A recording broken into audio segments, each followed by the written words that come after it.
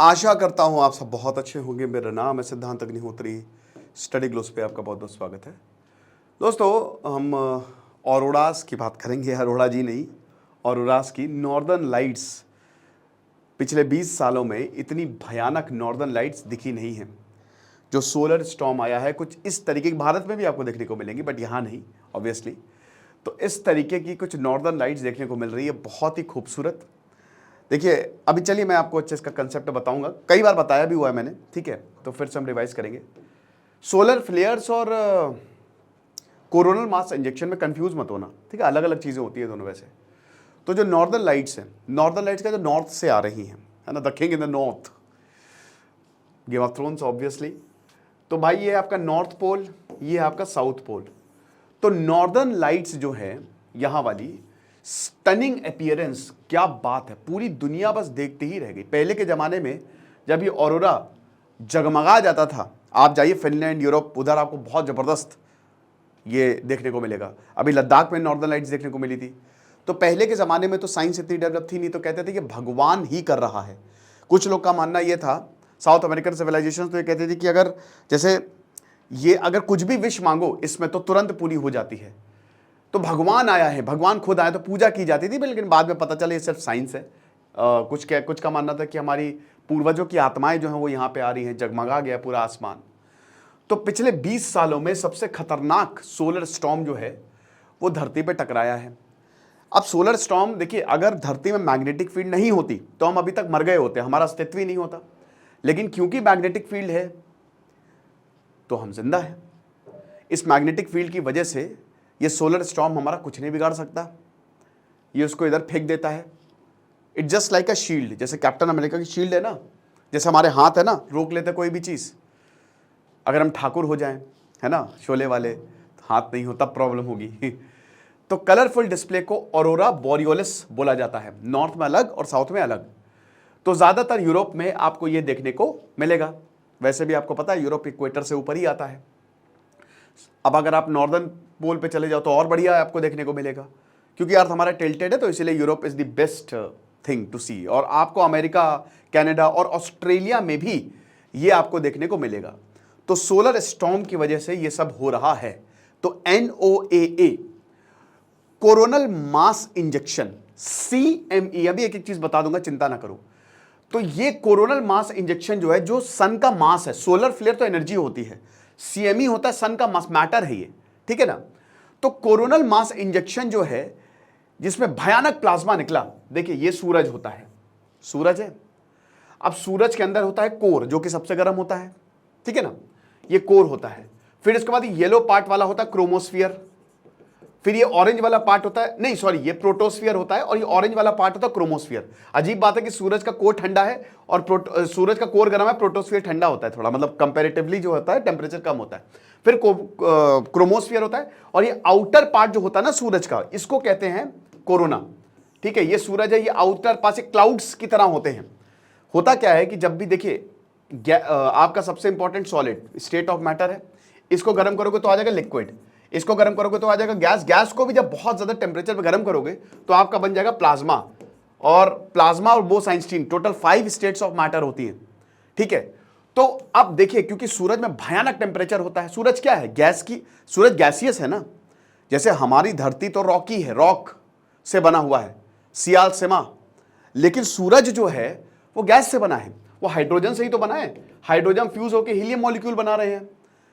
अब क्या होता है कि आखिरी में जो हीलियम मॉलिक्यूल बनते हैं, तो इसमें जो आखिरी शेल में जो एटम्स होते हैं, छोड़ देंगे वो इलेक्ट्रॉन्स, वो अपनी शेल को छोड़ देते हैं। अब एक बार छोड़ गए तो चार्ज पार्टिकल बहुत गर्म, तो प्लाज्मा बन गए। तो ये पूरे इर्द गिर्द सूरज के जो है ये प्लाज्मा ऐसे घूमते रहते हैं, ऐसे टपोरियों की तरह, क्या रे, है ना। और अब इसमें देखिए क्या होता है कि सूरज की भी कोई भी चार्ज पार्टिकल, साइंस का क्या कहती है, व्हाट बायोट सेवर्ट लॉ सबने पढ़ा है, जो साइंस के हैं उन्होंने तो पढ़ा ही होगा ना, 11th नहीं 12th में तो सबसे शुरुआती मैग्नेटिक फील्ड से ही होती है, ठीक है। पार्ट 1 पार्ट 2 में फिजिक्स डिवाइडेड है, 12th की बात कर रहा हूं। तो अब उसमें क्या होता है कि the space around a current carrying conductor is known as magnetic field, है ना। बायोट सेवर्ट लॉ यही बताते हैं। तो करंट, इलेक्ट्रिसिटी और मैग्नेटिक फील्ड, इलेक्ट्रोमैग्नेटिक, ये भाई भाई हैं, ये एक सिक्के के दो ही पहलू हैं। एक एग्जिस्ट करेगा तो दूसरा को एग्जिस्ट करना ही करना है। और पूरी दुनिया इसी टेक्नोलॉजी पे चल रही है। उसका छोटा भाई इलेक्ट्रॉनिक्स है, जो आपके फोन्स में या पूरी मतलब एक तरीके से कम्युनिकेशन में हर जगह लगा हुआ है। तो इलेक्ट्रिसिटी, इलेक्ट्रोमैग्नेटिक, है ना। अब क्या है कि चार्ज्ड पार्टिकल अगर घूमेंगे इतनी तेज तो मैग्नेटिक फील्ड आएगी ही आएगी। कॉइल लो, तार लो, कॉइल करो, मैग्नेटिक फील्ड को ऐसे ऐसे घुमाओ, उसमें बिजली आने लगेगी। ये ऐसे ही काम करता है। मैग्नेटिक फील्ड, इलेक्ट्रिसिटी की वजह से मैग्नेटिक फील्ड, तो द स्पेस अराउंड करंट, कोई भी अगर बहुत तेजी से करंट आएगा तो उसके इर्द गिर्द मैग्नेटिक फील्ड डेवलप हो ही जाएगी, है ना। तो अब इतने सारे चार्ज हैं सूरज में, तो मैग्नेटिक फील्ड नहीं होगी। अब इसी मैग्नेटिक फील्ड की वजह से निकलते हैं सोलर फ्लेयर्स और coronal mass injection. Solar flare energy burst होता है, ये हर वक्त होते रहता है, लो इंटेंसिटी होता है, ये 8 मिनट में धरती में पहुंच जाते हैं। लेकिन जो कोरोनल मास इंजेक्शन है, ये बाहर का जो कोरोना फैला हुआ है ना, वो मैग्नेटिक फील्ड के थ्रू आते हैं और वो उसको एक दिन लग जाता है, नासा के हिसाब से 1 दिन तक वो पहुंचते हैं। अब अगर इंटेंसिटी बहुत ज्यादा हो गई तो फिर ये मैग्नेटिक फील्ड के थ्रू धरती पे आएंगे। लेकिन धरती जो है, धरती इनको एक्सेप्ट करती है। अब धरती की भी मैग्नेटिक फील्ड है। अब धरती इनको एक्सेप्ट, ये हर जगह, हर प्लैनेट में आपको जुपिटर, सैटर्न सब जगह देखने को मिलेगा। अब जब धरती की, जैसे आपको दिखाता हूं, धरती की जैसे ये है, ठीक है ना, तो ऐसे ऐसे मैग्नेटिक फील्ड है ना, इस तरीके से, है ना। अब ये इधर से आएगा तो ये इधर से होके चला जाएगा, ठीक है ना। लेकिन कुछ इंटेंसिटी, कुछ पार्टिकल्स अंदर आ जाते हैं, तो मैग्नेटिक फील्ड भी धरती की थोड़ी स्ट्रेच हो जाती है, कुछ पार्टिकल्स अंदर आ जाते हैं। अब आपको पता ही है कि जब भी, देखिए थोड़ा सा साइंस समझिए, कि जब भी एक इलेक्ट्रॉन अपनी स्टेट चेंज करता है ना, मतलब लोअर स्टेट से हायर स्टेट में जाएगा, तो वो एनर्जी एमिट करता है। डी ब्लॉक पढ़ा होगा सबने, अगर नहीं पढ़ा है तो डी ब्लॉक कलर्ड एलिमेंट्स होते हैं, है ना। तो अब यहां पे क्या होता है, हमारे एटमॉस्फेयर में क्या ऑक्सीजन है और नाइट्रोजन है, ठीक है। अब अगर नाइट्रोजन से ये पार्टिकल इंटरैक्ट करेंगे तो क्या बनेगा, तो बनेगी ब्लू लाइट, हमको ब्लू लाइट दिखेगी, 78% नाइट्रोजन है। और अगर ऑक्सीजन से ये इंटरैक्ट करेंगे तो हमको ग्रीन और रेड लाइट देखने को मिलेगी। समझ रहे हो। तो ये पूरा का पूरा कंसेप्ट होता है कोरोनल मास इंजेक्शन का। और अगर बहुत भयानक सोलर स्टॉर्म आ गया तो फिर हमारी कम्युनिकेशन सिस्टम भी इफेक्ट हो सकते हैं। तो ऐसे ही पिछले 20 सालों में इस तरीके का सोलर स्टॉर्म हमको शाम के 4 बजे देखने को मिला। बाद में बोला कि भैया ये एक्सट्रीम जियोमैग्नेटिक स्टॉर्म है, और पहली बार हेलोवीन स्टॉर्म, इसको इस तरीके के स्टॉर्म को हेलोवीन स्टॉर्म बोलते हैं। और स्वीडन में तो पूरा ब्लैकआउट हो गया था 2003 में जब आया था, पिछले 20 साल पहले जब ये आया था। तो ऐसे, और ये इस तरीके का, ये आप देख सकते हो ना, जैसे ये रेड और ग्रीन है, तो इसका मतलब ये नाइट्रोजन से इंटरैक्ट कर रहे हैं, ठीक है। और अगर ऑक्सीजन से, सॉरी, रेड और ग्रीन मतलब ऑक्सीजन से इंटरैक्ट कर रहे हैं, नाइट्रोजन से करेंगे तो आपको ब्लू। और ये ऐसा नहीं है कि एक जगह आपको रेड, ये क्या है ना कि रेड भी हो सकता है, ब्लू भी, सब कुछ एक साथ एग्जिस्ट कर सकता है। क्योंकि ऐसा थोड़ी ना कि यहां पे ऑक्सीजन ज्यादा है, यहां पे नाइट्रोजन ज्यादा है, वो तो प्रॉपर रेशियो में बटा हुआ है पूरे धरती में, है ना। तो ये आप देख सकते हो कि जो नॉर्मेंटर चर्च है ईस्ट मिडलैंड में, आहा वाह यार, जाने का मन कर गया। क्यों? अथॉरिटीज ने ये बोला है कि बेटा सैटेलाइट मुश्किल में आ सकती है, तो सैटेलाइट थोड़ा सा एयरलाइंस और पावर ग्रिड वो प्रिकॉशनरी स्टेप ले, क्योंकि जैसा कि हमने बताया कि सीधा सीधा अर्थ की मैग्नेटिक फील्ड को ये डिसरप्ट करते हैं। तो अर्थ की मैग्नेटिक फील्ड से ही जो हमारे यहाँ जितनी भी चीज़ें चलती हैं वो अर्थ की मैग्नेटिक फील्ड से ही चल रही हैं, है ना, एवरीथिंग। तो कम्युनिकेशन सिस्टम ही हमारे इस पर बेस्ड है। तो अगर इसको कुछ प्रॉब्लम आई तो हमारे कम्युनिकेशन सिस्टम भी डिसरप्ट होंगे, हमारी एयरलाइन डिसरप्ट होगी, हमारी पावर ग्रिड डिसरप्ट होगी। तो सोलर फ्लेयर्स, जैसा कि हमने बताया, जो कि एनर्जी होती है, ये स्पीड ऑफ लाइट, ये एक्सरे होता है, ठीक है, बहुत तेजी स्पीड ऑफ लाइट से आता है ना। और 8 मिनट के अंदर अंदर ये धरती पे पहुंच जाता है। लेकिन कोरोनल मास इंजेक्शन को 1 दिन लग जाता है, ठीक है ना। और ये 800 किलोमीटर पर सेकेंड की रफ्तार से ट्रैवल करते हैं। तो जो सन स्पॉट्स होते हैं ना, जो कि बहुत बड़े होते हैं, सन स्पॉट जो सूरज में है ना, 17 गुना ज्यादा बड़े होते हैं। सन स्पॉट अगर ज्यादा हो जाते हैं तो गर्मी ज्यादा बढ़ जाती है, कम हो जाता है तो गर्मी कम होती है, ठीक है ना। तो सन स्पॉट, इसको सोलर साइकिल कहते हैं, 10 साल में कम होंगे, 10 साल में ज्यादा होंगे। तो जैसे एक सूरज में सन स्पॉट है, तो ऐसे सोलर फ्लेयर, क्योंकि देखिए अर्थ, जो धरती है वो रॉकी है, ठीक है, लेकिन जो सूरज है वो गैसियस है, तो डिफरेंस होता है वेलोसिटी में, है ना, थोड़ी सी ट्विस्टेड हो जाती है वो, 30 डिग्री नॉर्थ और 30 डिग्री साउथ में थोड़ी ट्विस्टेड हो जाएगी। तो इस तरीके का आपको सोलर फ्लेयर देखने को मिलेंगे, और ये फिर टूट जाता है, ठीक है ना, बहुत ज्यादा होता है तो टूट जाता है।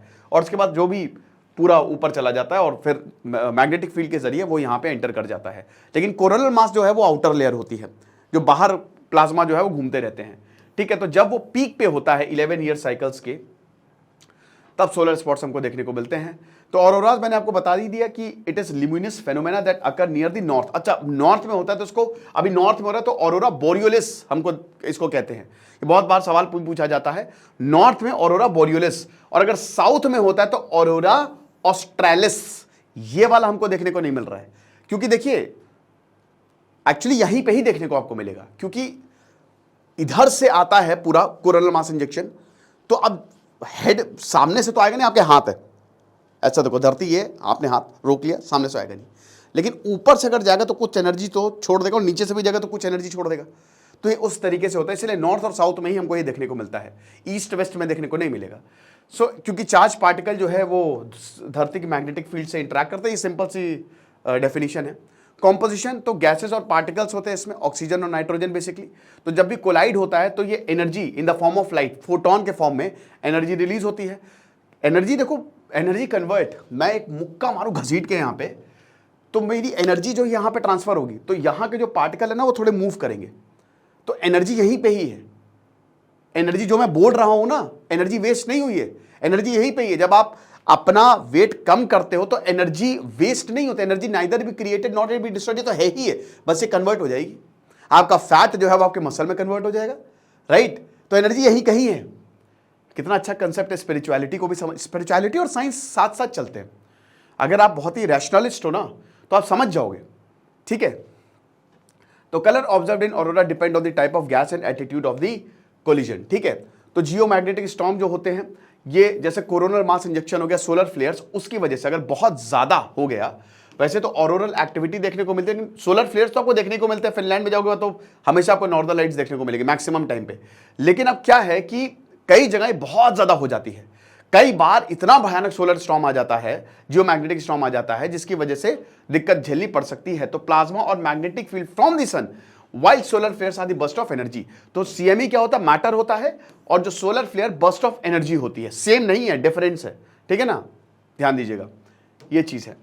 और अगर मान लीजिए कि सीएमई और सोलर फ्लेयर कंबाइन हो गए तो और ज्यादा दिक्कत हो जाती है, ठीक है। हालांकि आपको बता दूं कि इंडिपेंडेंट ही होते हैं ज्यादातर, ठीक है। तो अब ज्यादा सोलर स्टॉर्म मतलब होगा ज्यादा सोलर एक्टिविटी, इसकी वजह से ज्यादा ऑरोरल डिस्प्ले आपको देखने को मिलेगा। तो अगर सोलर एक्टिविटी सूरज में ज्यादा होगी तो आपको ज्यादा ऑरोरास देखने को मिलेंगे। और नंबर ऑफ चार्ज पार्टिकल जो कि एटमॉस्फेयर में है, ये इस ऑरोरा को इंटेंसिफाई कर देता है, तो और खूबसूरत ये सब हमको देखने को मिलता है। स्ट्रेंथ जो है सोलर स्टॉर्म के alignment of earth magnetic field, ये भी जो है इन ऑरोरास की वाइब्रेंसी को अफेक्ट करती हैं। और कल्चरल, मैंने बताया कि बहुत स्पिरिचुअल सिग्निफिकेंस होता है। बहुत सारी कम्युनिटी कहती है कि हमारी पूर्वज हैं, कुछ कहते हैं कि ये भगवान का संदेश है, कुछ कहते हैं अगर आप यहाँ पे कुछ भी मांगो तो हो जाएगा। और साइंटिफिक अभी भी इसको समझने की कोशिश कर रहे हैं। तो इस तरीके का कुछ हमको देखने को मिलता है। ये लेक्चर था, आई होप आपको समझ में आया होगा। हमारी वेबसाइट आ गई है, कोर्सेज आप अवेल कर सकते हैं, अकाउंट बनाइए, बहुत आपको फायदा होगा। Thank you so much.